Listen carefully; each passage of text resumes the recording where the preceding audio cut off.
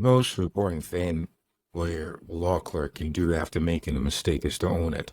It's not just, hey, I made the mistake. It's, hey, I made the mistake. This is the mistake. This is how I should have done it differently. And these are some of the steps we can take to correct it if it's a correctable mistake, because that tells me, at least show me you tried. So then that way, a mistake then gets transformed into a learning opportunity and a teachable moment. I also think there has to be an equal amount of grace from employers. If you've never failed at anything or made certain mistakes, it means you've never been trusted enough.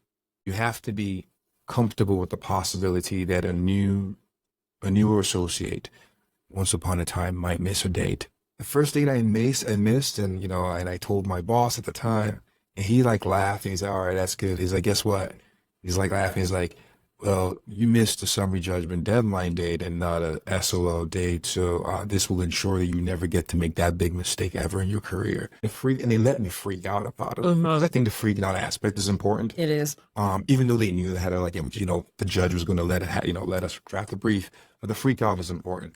But I do think, yes, absolutely. Mistakes, own them. When you own them by naming it, figuring out what you could have done differently, and not shying away, not making excuses.